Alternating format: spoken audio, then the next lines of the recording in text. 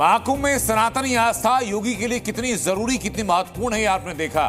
लेकिन महाकुंभ को लेकर आज अखिलेश यादव ने एक नया सियासी राग छेड़ा। कुंभ हादसे को लेकर अखिलेश यादव ने कहा कि दिल्ली और यूपी में बैठी बीजेपी सरकार हिंदू विरोधी है और इसी बयान से एक बहस उठ गई हिंदू हितैषी बनाम हिंदू विरोधी की।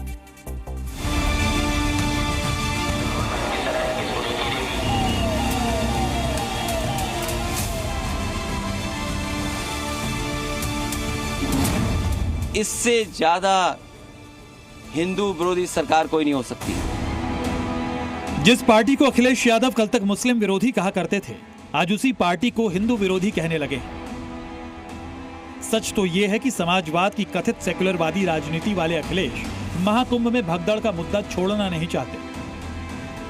यही वजह है कि आज जब देश का माहौल बजट वाला था और सवाल भी उनसे बजट पर पूछा गया, तो जवाब महाकुंभ की भगदड़ पर दे रहे थे। हमारे लिए आज बजट के आंकड़ों से ज्यादा जरूरी है कि जिन लोगों की जान गई है वो आंकड़े, जो सरकार मरने वालों का आंकड़ा न दे सके, जो सरकार खोए लोगों का आंकड़ा न दे सके, जो खोया पाया केंद्र है उसमें बड़ी संख्या में लोग भटक रहे हैं। जब संसद में वित्त मंत्री निर्मला सीतारमण बजट पेश कर रही थी, तब भी समाजवादी पार्टी सदन के अंदर नारेबाजी कर रही थी। कह रही थी कि इस महाकुंभ हादसे पर सरकार बयान दे। माननीय अखिलेश जी, आपने संसद की मर्यादा को आप बना के रखे हैं। कभी बजट भाषण के अंदर इस तरीके का नहीं हुआ, ये उचित नहीं है। सदन जाने से पहले और सदन से आने के बाद बाहर भी पत्रकारों ने जब उनसे बजट पर सवाल पूछा, घूम फिरकर अखिलेश महाकुंभ पर ही जवाब देते रहे। जितने भी वहाँ साधु संत शंकराचार्य आए हैं वो दबी जुबान पर कह रहे हैं कि इससे बुरा महाकुंभ नहीं हो सकता था। सोचिए, आज उपराष्ट्रपति स्नान लेने गए हैं, ये सब छिपाना चाहते हैं। फूल बरसाए गए, आपको दुख होना चाहिए। जब लोगों की लाशें पड़ी थीं, उस समय सरकार फूल बरसा रही थी।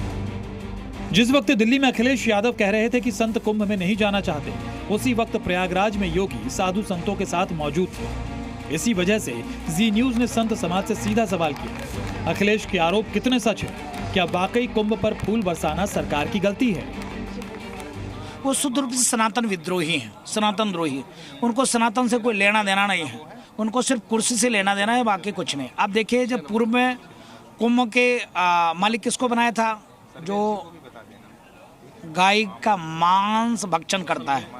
जब कोई पुण्यात्माएं यहाँ आईं और किसी कारणवश भगदड़ बस या पैर फिसलने बस या धक्का मुक्की में, क्योंकि ये जन सैलाब होता है, इसमें कोई भी दुर्घटना घटित हो सकती है, इसमें किसी का दोष नहीं होता है। इस समय राजनीति का समय नहीं होता है। इस समय उन पुण्यात्माओं के साथ में सहिष्णुता का भाव होना चाहिए। संतों ने अखिलेश को आईना दिखाया, लेकिन कुछ दिनों पहले ही संगम में डुबकी लगाकर लौट चुके समाजवादी पार्टी के अध्यक्ष किसी कंफ्यूजन में नहीं है। उनका एजेंडा क्लियर है।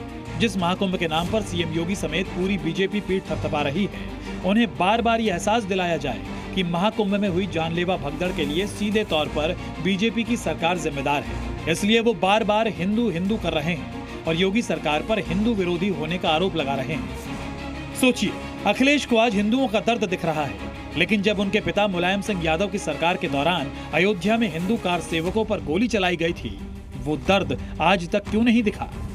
अखिलेश कह रहे हैं कि हिंदुओं को इंसाफ दिलाना है। क्या वो अपनी ही सरकार में हुए मुजफ्फरनगर दंगों का सच बता पाएंगे, जिनमें हिंदू मुसलमान दोनों मारे गए थे? अखिलेश हिंदुओं के हक की बात कर रहे हैं।